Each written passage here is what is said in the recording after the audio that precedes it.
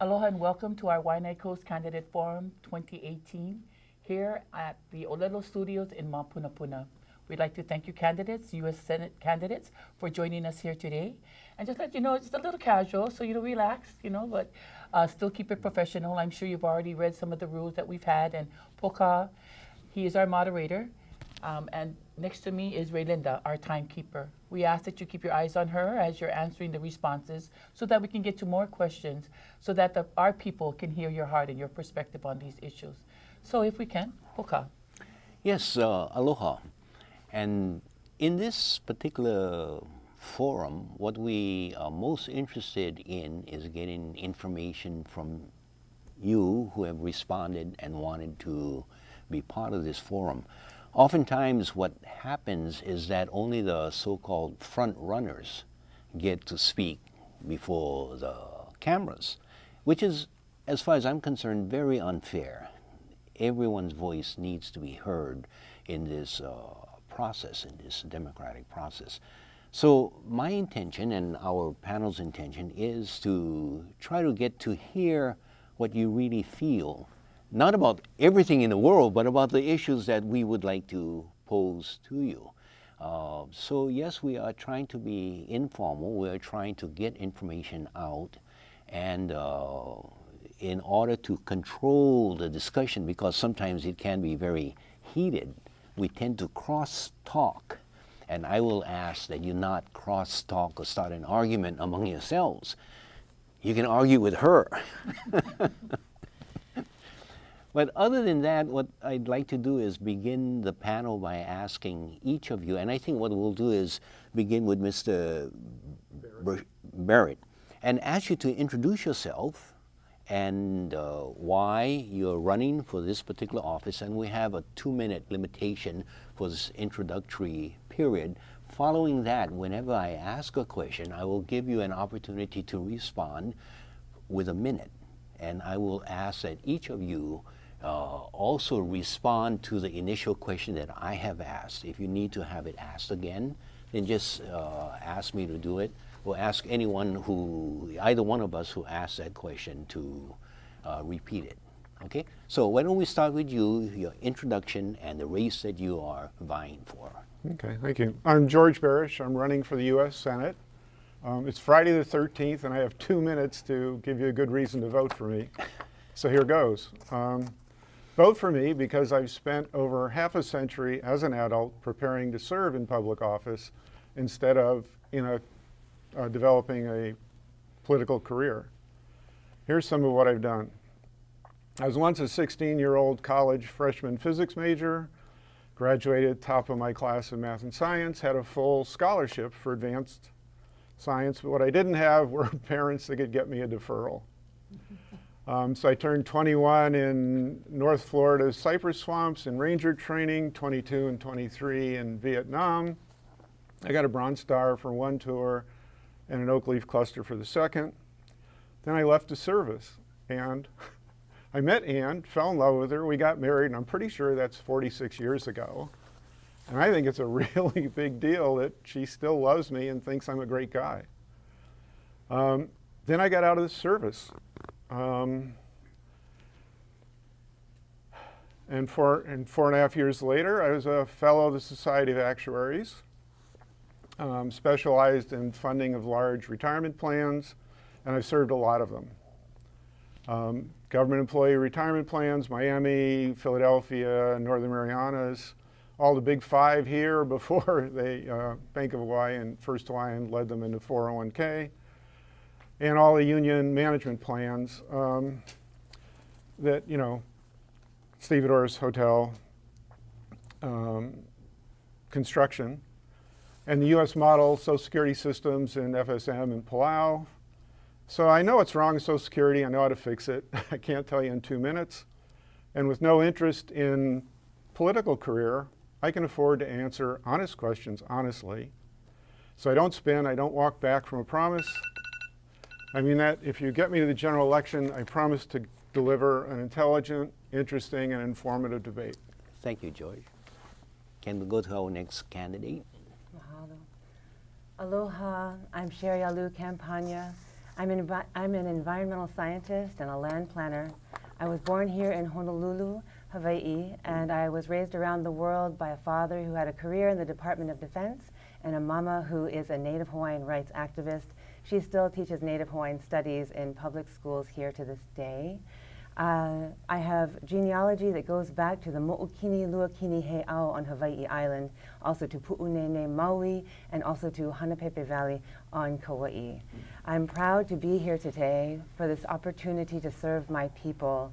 I also serve as a commissioner on the Hawaii State Commission on the Status of Women, and I was the former state chair of Women's March, where I helped lead a group of over 200 volunteers to put on the largest public demonstration held in the history of our state. I look forward to hearing from you personally, and I look forward to these questions here tonight. Thank you. Thank you, Sherry. And our next candidate, Robert. Aloha, Robert. Aloha, I'm Robert Helsham, and I was born and raised here in Kalihi. Went to Fern, Kalakau, Farrington. After that, I went into the U.S. Army and served as an armored crewman in Europe, and found my way back home.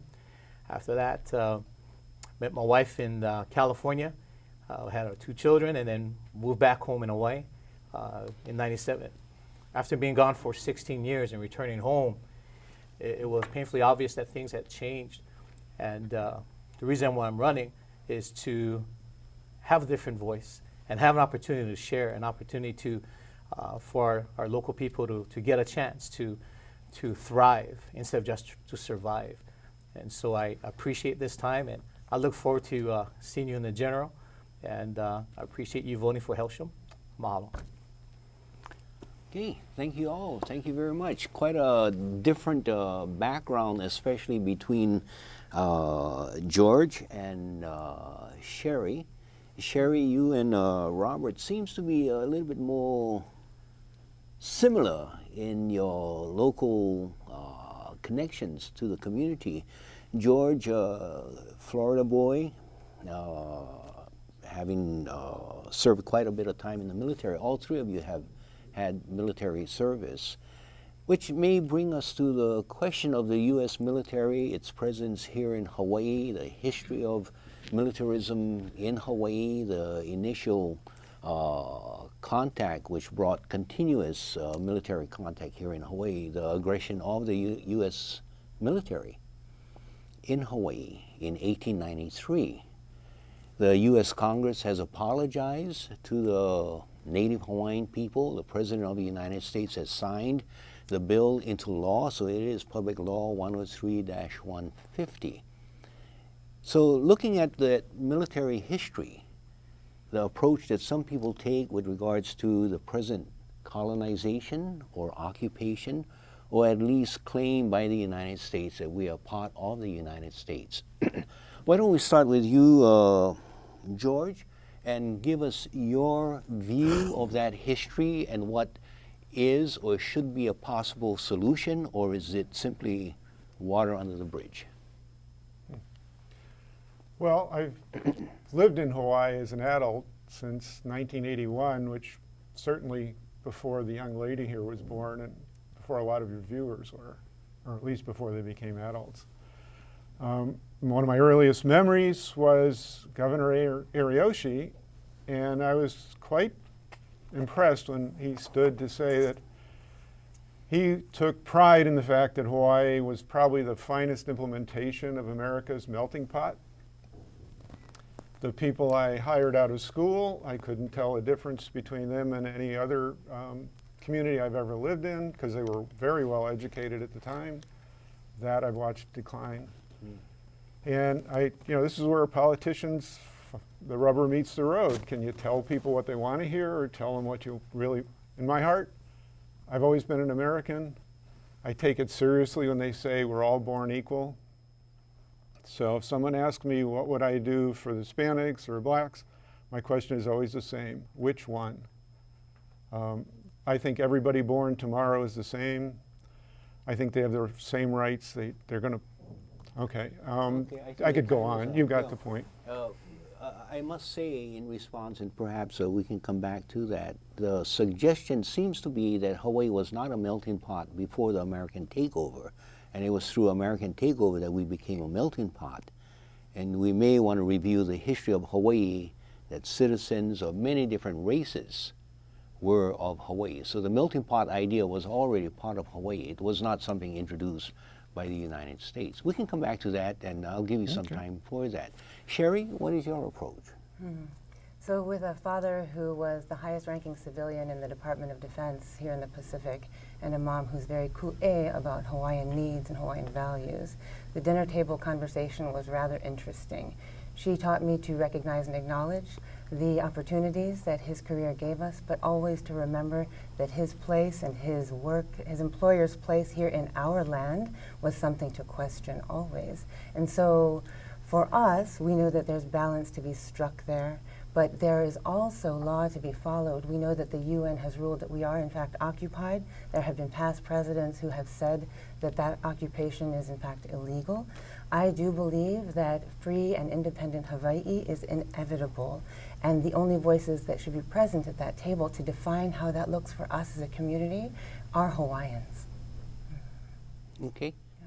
Thank you very much. Another question that we can always take a look at is how we have focused on the subject of the particular issue being one for the, quote, Hawaiians to answer. And yet we recognize that it was not only the Hawaiians by race who lost the right of self-determination. The Filipinos, the Japanese, the Caucasians, many others who were citizens of the Hawaiian nation also lost the right to self-determination.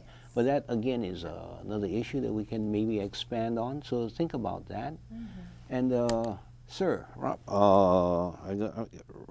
right? Robert. Yes. Robert?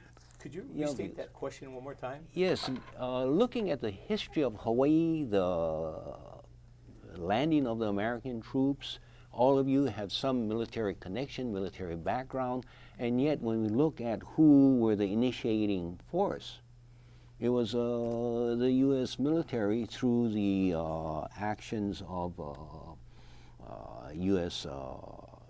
Minister Plenipotentiary Stevens, who landed the American troops.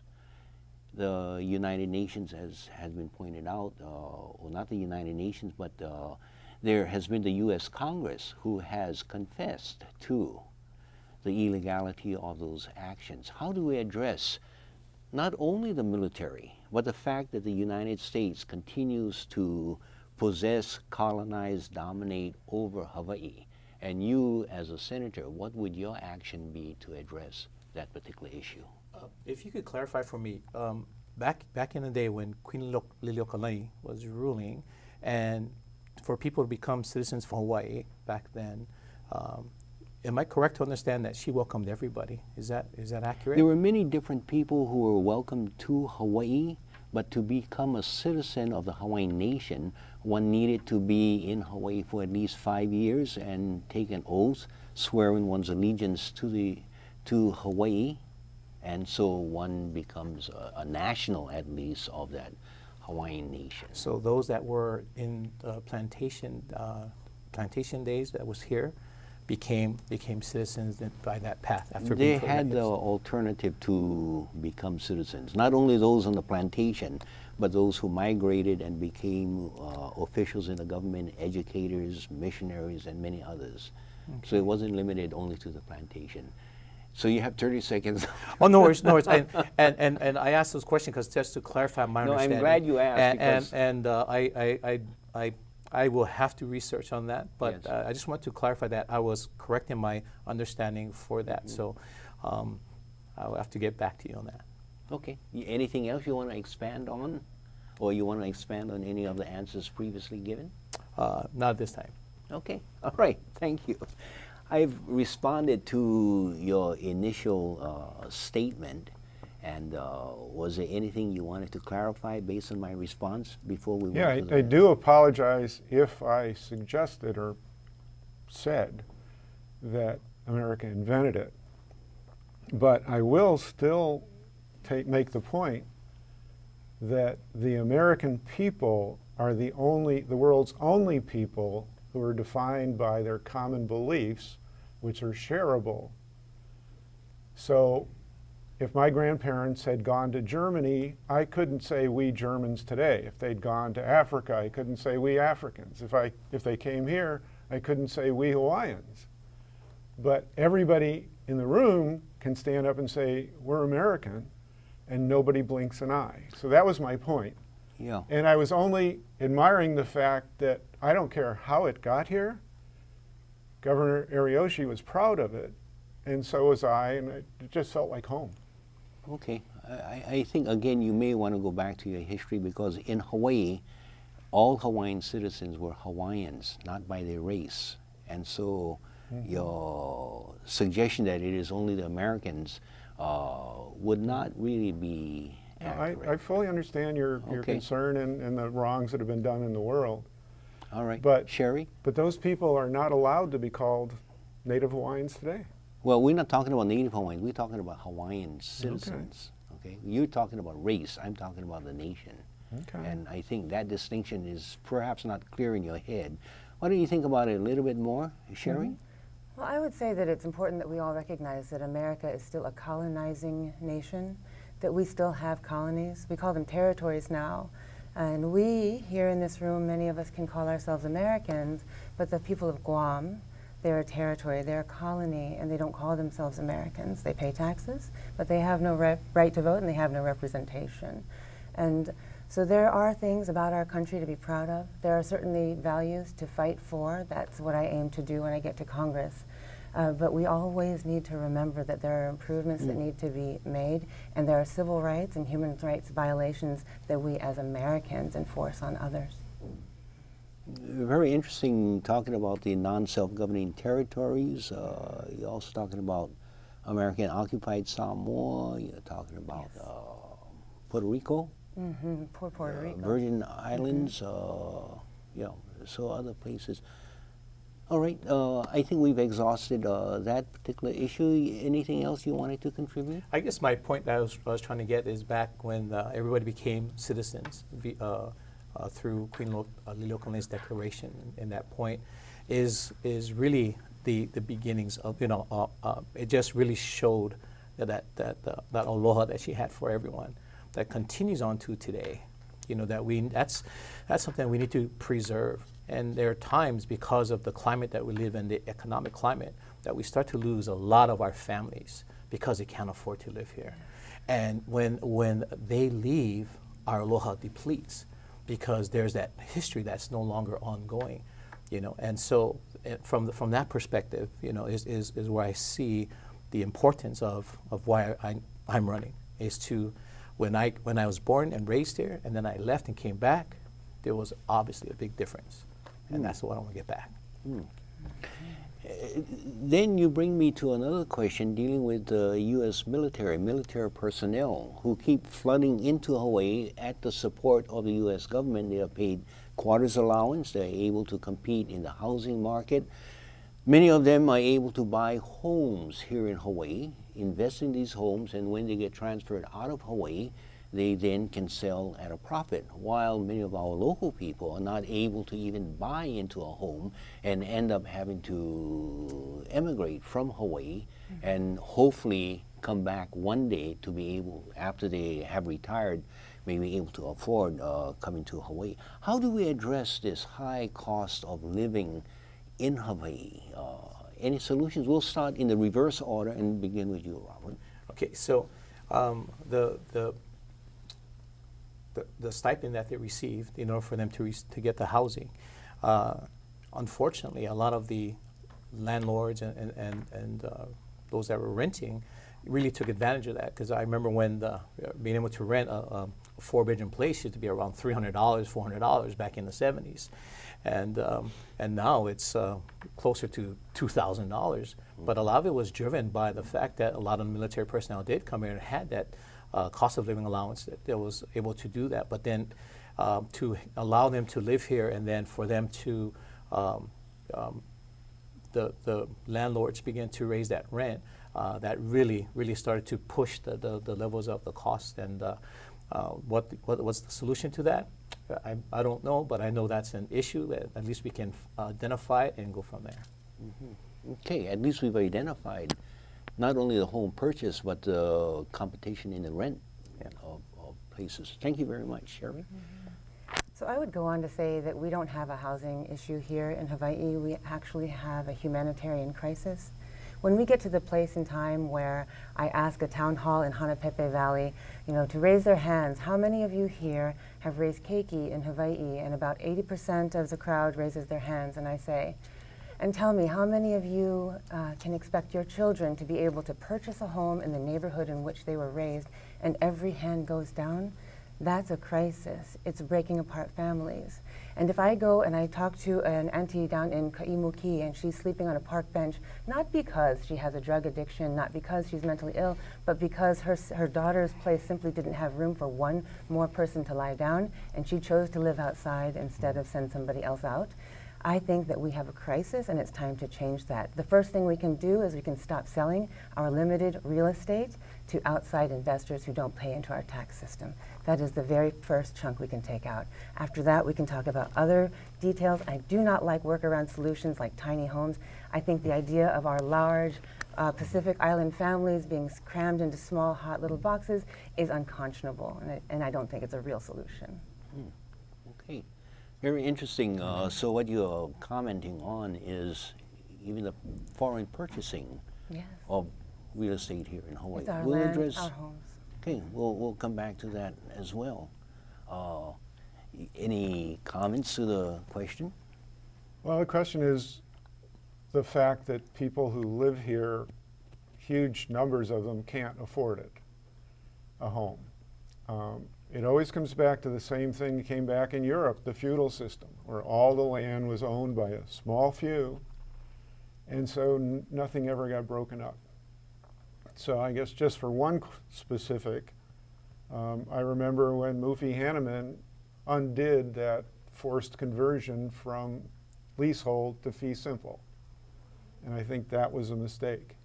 I think the conversion to fee simple is the answer, is one answer. And therefore I'm very critical of the fact that thousands and thousands of acres were set aside to provide homes for people who live here, and it hasn't been distributed yet. Let's go back into that issue of conversion of leasehold to fee simple. And I think the major players there was Bishop Estate, Kamehameha Schools, and the forcing of the sale of these lands that Bishop Estate held to the leaseholders whose lease terms were coming up. Bishop Estate says, wait, it's against the law. We have a constitutional right to contract, and the contract calls for the property being turned over, the fee being turned over, or the property being turned over to Bishop Estate after the exhaustion of the lease.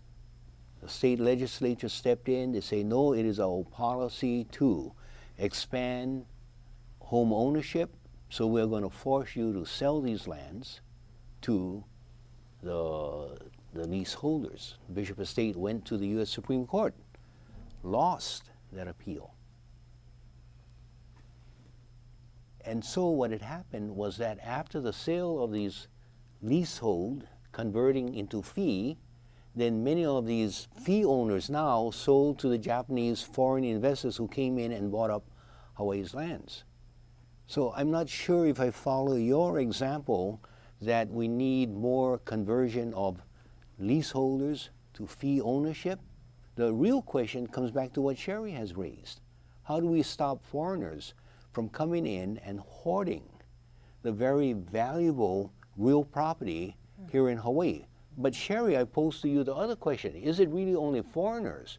What about Hawaii's own investors who are themselves hoarding property merely to use as investment and taking advantage of the poor guy who is unable to afford homes themselves but are ending up financing the debt service of those who have money to invest? So how do we resolve those issues? And I'm going to jump to you to see if you have some solutions, and then we're going to go to Sherry and then back to Robert. Or, I went first back to last George. time, right? So she can go first this time. It's up to you, but just one at a time. Okay. So I hear what you're saying. It's a good point, but we start with the foreign investors simply because they're not paying into our system. From there, we go on and we work our way down, and we see how that's affecting the housing crisis that we're facing. We talk a lot about affordable housing in our state. That seems to be the buzzword. If people aren't talking about affordable housing, then they're talking about how to label themselves as progressive, I think. And in either case, I think we need to talk about substance behind it. We don't need to be talking about affordable housing, which, as I've said many times in this campaign, is simply a banking term to describe poor people with perfect credit who are willing to stand in line for a lottery. I think we need to talk about attainable housing, housing that people can actually buy and keep for more than the 3, 5, 7, or 10 years it takes to artificially inflate that price back up to these unreasonable, irrational values that we're at today. I think we need to talk about attainable housing where people on the DHHL list are no longer dying in place, that they finally get on their land. Let's attain some housing for our people. So, so along with that, on the direction I'm looking at is on the cost of living versus in the shipping side of things. The shipping costs here is really the spearhead that's really keeping our prices high. I mean, you're talking about gallons of milk that cost $7 and eggs that are just unheard of in the prices that you compare to the mainland. And it's because of the Maritime Act of 1920, in which I'm looking at proposing an amendment, looking at the opportunity to change the type of laws that is limiting the amount of shipping that we have here. Currently, we only have 3 ships that come a week that supplies the entire state. By doubling that, we could, on the basic economics, be able to get the supply to come up closer to demand, and hopefully get the starting point of reducing it by 12 to 15%, and just working from there, and then going forward. You're talking about the Jones Act? Yes. Okay, thank you. All right. Now, so on the one hand, we have the high cost of living, and that is because of the imported goods coming in and the inflated costs for those goods. Well, Sherry, you're talking about the housing market itself. My original question came back to the competition by the federal government, the military coming in and picking up all of these houses, as well as foreigners coming in.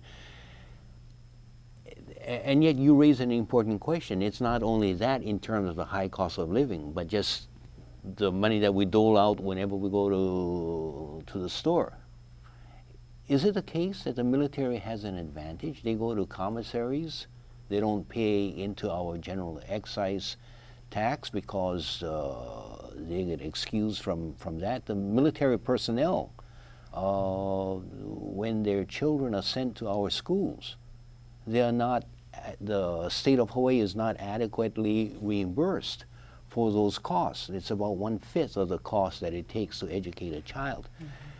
What are the plans to start taking a hold of this and not let the U.S. military simply be placed on a pedestal, but make them pay their fair share and contribute fairly to the overall costs for operating Hawaii? Any plans for either or any one of you?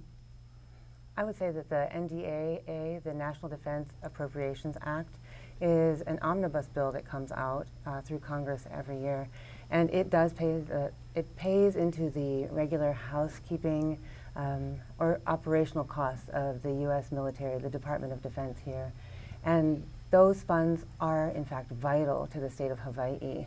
Our economy sits on a 3-legged stool, one stool being the Department of Defense spending, another being our visitor industry, and the third being a kapakahi mix of everything else.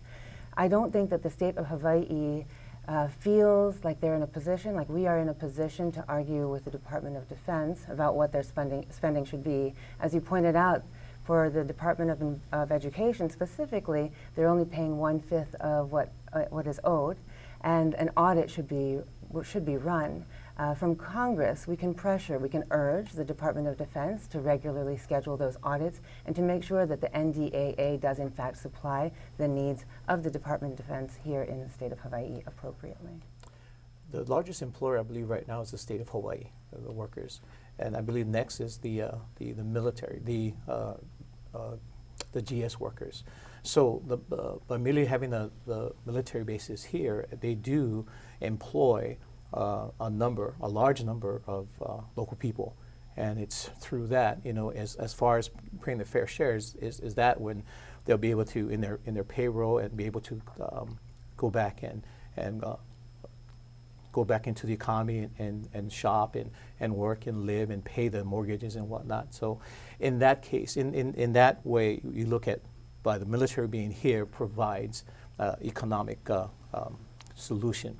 How do you deal with the fact that they take up 1/3 of the island of Hawaii or the land of Hawaii? And how much do they pay for, let's take Makua, for example, $1 for 65 years?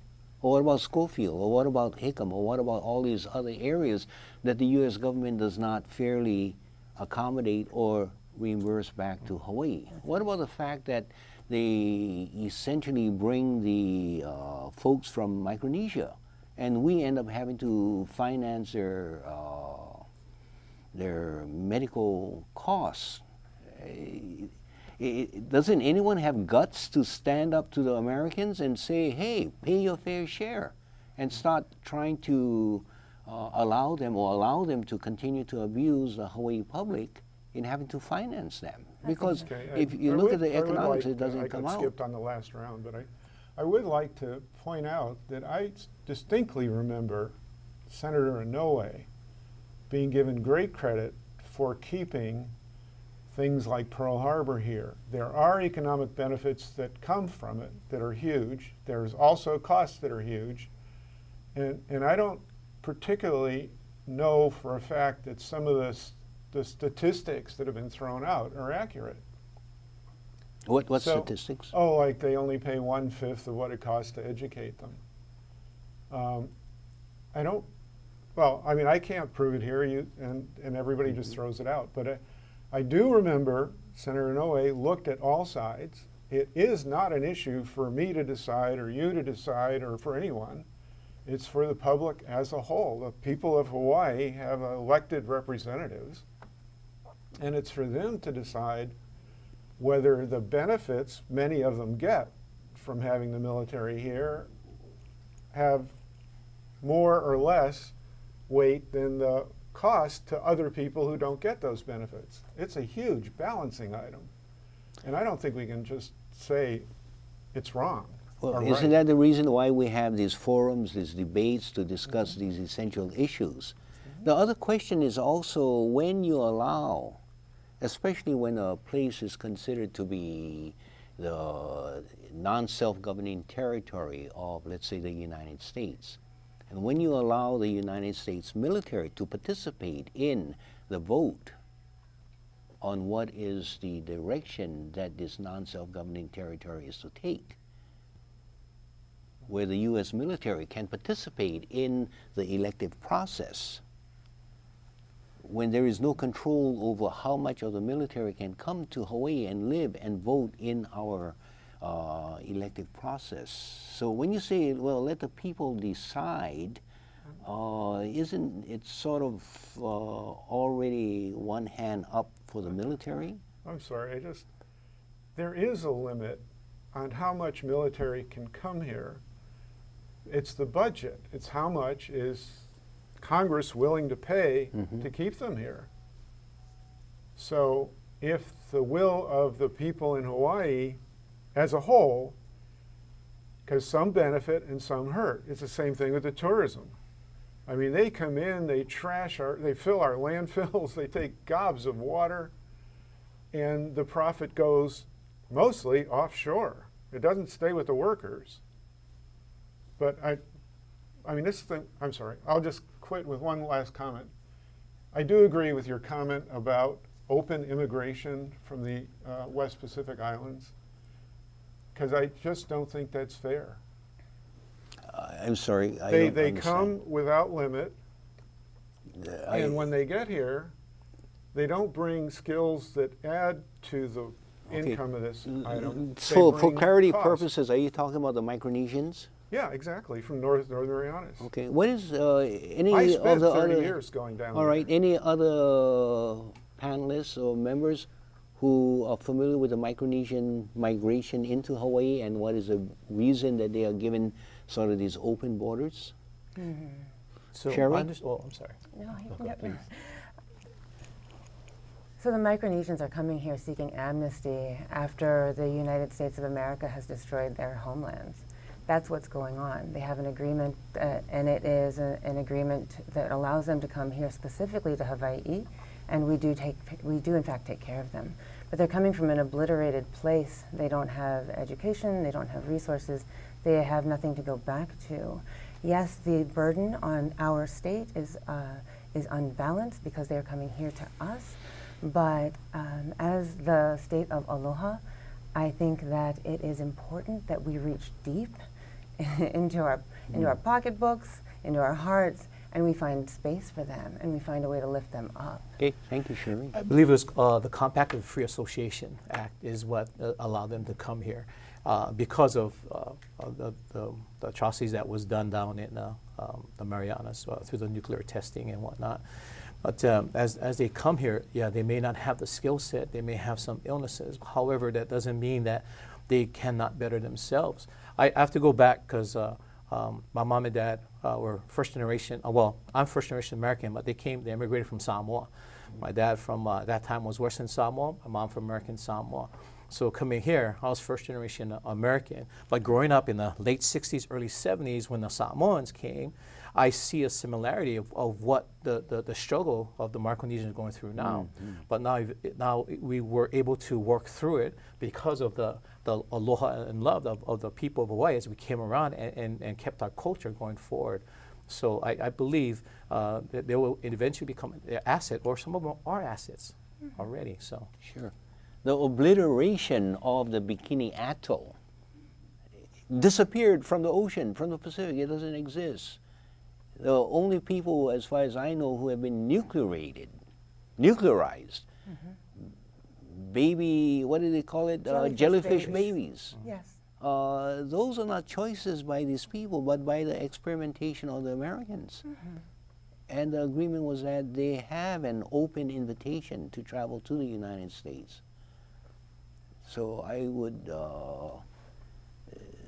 suggest that we need to be more familiar with the migration of those coming from Micronesia.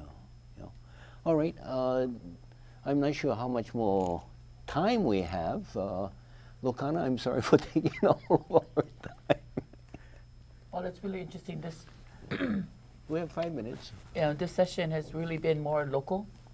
And I believe our audience is very appreciative of it. Our first one was more on a national, kind of international level. But I know that we're done, and we want to, give you the opportunity to also, this last minute, to give you the opportunity to express as to why you feel you are the best candidate for this position in U.S. Senate. Sherry, can we start with you first? Sure, mahalo. So I'm running for U.S. House. So the gentlemen here are running for the Senate, but I'm challenging for House. I think I'm the best candidate here because my issues are our home issues. I believe a U.S. House representative should always represent the issues at home. That the majority of her day should be taken up with concerning herself with the issues that affect her people the most, and that's what I aim to do. If you choose me, you will never wonder who I work for, you will never wonder where I stand or where my heart lies. It will always be here in Hawaii, and I will serve in this seat for as long as you allow me. Thank you. Thank you. And yes, it's unique that we have one representative here, but she did answer to the call.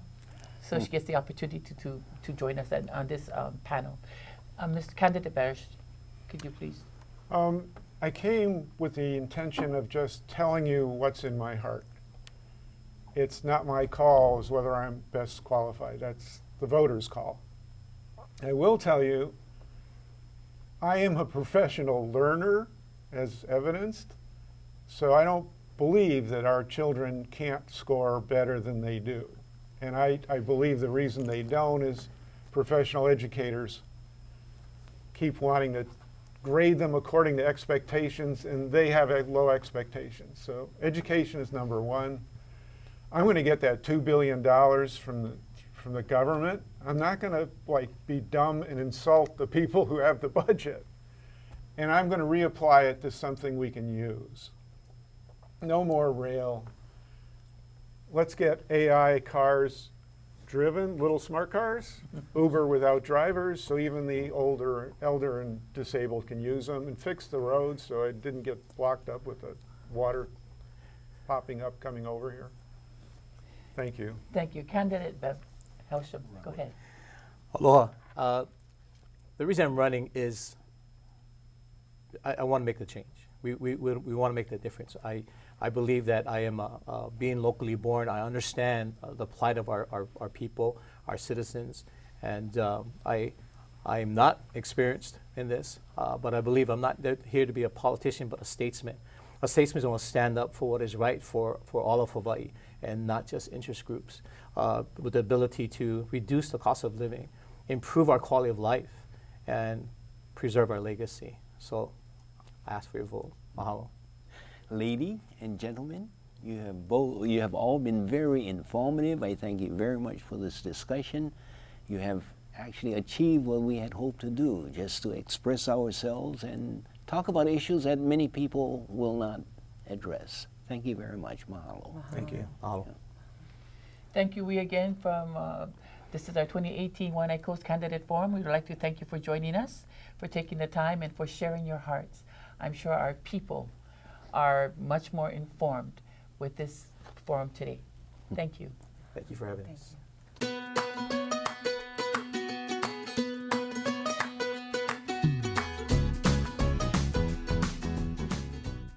Aloha mai kako. Ovauno Niniao Simmons, and I'd like to welcome you to the the commentary portion of our 2018 Waiʻanae Coast Comprehensive Waiʻanae Coast Candidate Forum, actually. Joining me today to my left is... Aloha mai kako, kauko hukalani wahilani no pu'ea mai au. As my tita Niniao has said, we are here to the Waiʻanae Coast Candidate, 2018 Waiʻanae Coast Candidate Forum. Mahalo nui everybody for chiming in. Aloha. So for the next few minutes, as we talk about the panel that you just saw, which was for the U.S. Congressional races, the Senate and the District 2 representative for the House. It started at 5 p.m. and we had 4 candidates, George Barish, Charlie Haverty, Robert Helsham, and Cheryl Alu Campagna. And coming up for 6 o'clock to 7 o'clock is the governor's race. So we have in-house, we have Ernest Carvalho, Richard Kim, Terrence Teruya, Jim Brewer, Selena Blackwell. And they'll be joining us immediately following this commentary. So I think I wanted to start in just reviewing some of the candidates' comments in response to the questions posed by our moderators. It seemed to focus mainly about housing and the impact the military, has had in the Hawaiian Islands, especially in terms of competing for housing. And I think candidate Helsham made that point. Did you have an opinion about his answer to that? Well, I really liked what Sherry had spent on her mana'o on, on the housing issues, and as well as, the military families being here with all that housing. And housing is a very, it's on high priority for our people, So. Right, and I think all the candidates seem to at least make or acknowledge the competition going on between, military families and their ability to get a subsidized voucher for housing off military base, as in addition to being able to purchase, and use their benefits to buy a home in Hawaii. And with the average home right now costing about $800,000. Can you say that again? $800,000, and low income being defined by HUD as Right. $93,400 for a family of 4 in Honolulu County. I can see many of our local people are certainly priced out of the ability to, raise their families, to stay here, and to live the dream of having home ownership. Yes. And what I would share upon that, Niniao, is, So our people that haven't been engaged in the political process to please, sign up, register to vote. Your vote does count, and the people, as Queen Iliuokalani stated, the voices of the people are the voice of God, and especially with housing, it's like Tita said, 800,000. I mean, and 93,000 for Low-income Low family income. of 4. And, I think a lot of our Hawaiian families especially are making less than half that, yes. With much larger families. And so I think we want to mahalo the organizers and the volunteers that to put together this Waiʻanae Coast Candidate Forum. It's being aired on Ōlelo today, this evening, and then also tomorrow evening starting at 4 p.m. Tomorrow's races will cover OHA, as well as the state representatives for District 43 and District 44. But covering what Kaukaohu was saying, August 11th is our primary elections. And if you have not had the chance to vote or register at least to vote, please do so. Make your vote count. Prince Kuhio was the second congressional candidate in 1902. He succeeded and beat Robert Wilcox for the position. But our prince certainly knew and understood the important power that democracy provided for Native Hawaiians to be able to not only run for election in the territorial government and be in control of the House and the Senate, but also, him being the congressional representative to Congress for 20 years until his untimely passing. So shortly in 2021, we will be celebrating the 100th anniversary of the Hawaiian Homes Commission Act.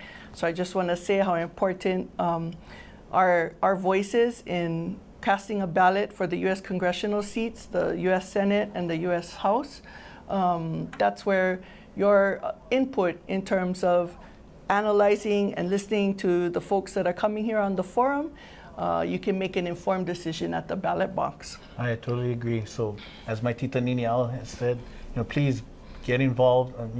Watch this candidate forum. Nui ke aloha to the studios of Ōlelo TV for always opening their establishment to us. Mahalo nui, guys. And Yes. And please get involved. In the political and the voting process.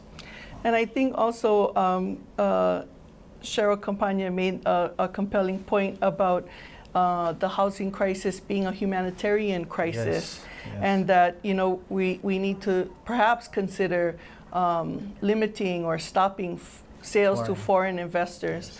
And I think we can see that more prominently in the Kaka'ako area, where state-funded and county-funded infrastructure, sewer and water lines have been utilized right now for some beautiful towers that no one making $93,400 can afford, because they're priced way above the $800,000 mark. So candidate Campagna did make some comments on being able to sort of limit outside purchase, outside foreign investment, in the sense of allowing maybe local folks or people here the opportunity to keep their children home and have it as a place for our children and grandchildren to continue for the next 7 generations. And I'd like to add on to that, like with Uncle Poka Lainui, when he also asked Sherry, to also, besides the foreign investors, also our local investors as well. They're not only, because investors to make money, to make profit, but also to be mindful of the people that are from here, that live here, that want to be here generations to come. Don't being forced out because it's too PPE, it's too expensive to live in your own lands. So hopefully we'll see some changes. Yes, and overcrowding is another big issue facing Native Hawaiians with the the aloha spirit, the aloha kekahi I kekahi. We don't turn anyone away. And I think it was candidate Campagna who shared the story about a kupuna who was sleeping on a park bench just because she wanted to give her space up in the house for the younger people of the family. Yes. And I know that there are many stories island-wide, probably even statewide, of families camping on the property, not only on DHHL homestead land, but in fee simple and rental lands as well. and those are not even counted in the homeless count that the state does, the point in time count, and those of course are we see that on the Waiʻanae coast coming back up again, the tents along Lahi Lahi Beach and hidden along the craggy cliffs by Maili Point and along Ulehava, hiding behind the sand bluffs. And so I'm glad that tonight's forum asked some hard questions of the congressional candidates in terms of housing, in terms of what they think is how to keep young people here, the economic opportunities facing the state. Right now, if we have military as one, government, and then tourism as the other, in the world today, as we saw a few months back with the accidental button pusher coming in, supposedly a missile from North Korea, I think it was a wake-up call for all of us in the state in terms of how can we further promote our communities and make a economic engine that perhaps might not include military involvement. I totally agree with you, Tita, and to be from Waiʻanae and to be Kanaka Maoli and to grow up, I've been to places on Honua, but I would always be here, and I want to be here in perpetuity, for the next 7 generations. That we need change, and we need leaders to be fearless, and to think out of the box, to find solutions. As our kupuna, they set precedents. They had a template. It was always a kako thing. It was never I. It was always we. So for the people, by the people. So hopefully, Right, and I think also the issue of land came up. The military's ability to lease lands like Makua, Schofield, other Pohakuloa, of course, on the Big Island, another big one for such a cheap rent, and that perhaps the contamination being caused by the military at those sites, uranium, should be deciding factors for the decision makers in terms of looking at a more long-term land use strategy here in Hawaii. Let's see, what else did we hear from them? I have also the Hawaiian Kingdom and the status of citizenship was brought up as one of the questions. So did you get any sense of what the candidates, I know some candidates might not have understood the history of Hawaii. And so I believe it was, what was that?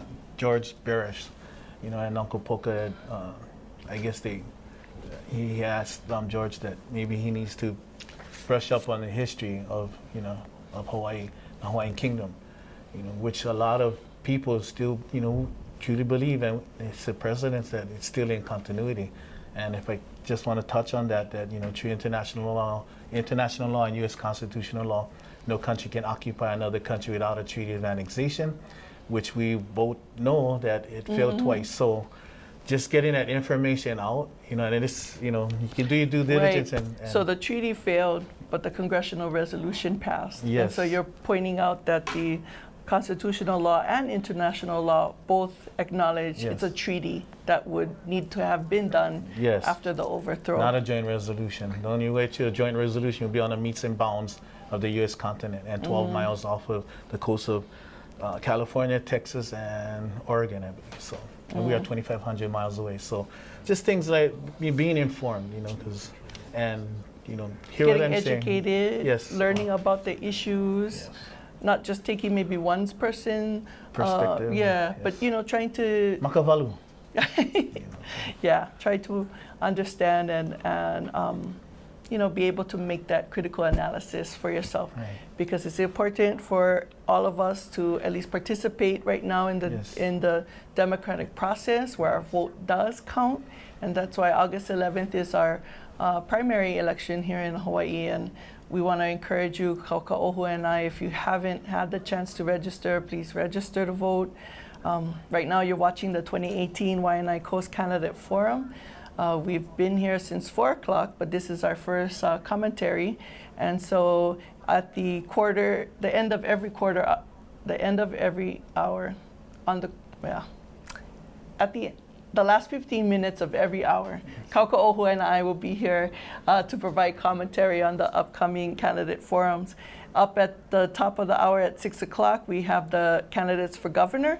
So we're expecting Ernest Carvalho, Richard Kim, Terrence Taruya, James Brewer, and Selena Blackwell to make an appearance tonight. And they will be joined by Poka Lainui and Auntie Lokana, who will be moderating tonight's forum for governor. At 7 p.m., we have lieutenant governor's race. We're expecting Dr. Josh Green, Marissa Kearns, Jeremy Lowe, Paul Rabadi, and Renee Ng. And then at 8 p.m., closing out our show tonight, we have State Senate District 21, and we will have Maile Shimabukuro, our current sitting senator, Diamond Garcia, and Tim Riley. Tim Riley, yeah. Maybe you want to just tell people tomorrow so they know to set their timers for 4 o'clock. Tomorrow afternoon, we'll be back. Thank you, Nini. Also tomorrow, 1 minute, starts at 4 p.m. The Oha, Maui, and Oahu chairs position. So Jackie Burke, Sam King, Paul Mossman, and Ke'el Mokukapu. And at 5 p.m., we'll have Landon Paikai, Puhai Ryan, Kaui Amsterdam, and William Isla. At 6, Oha at large, Brendan Lee, Leigh Shars Davis, Esther Kiaina, and Rowena Kana. State Representatives, District 43 at 7 p.m., Sailao Timoteo, good friend, Angela Kaihui. State Representative, District 44 at 8 p.m. will be Joe Jordan and Cedric Gates.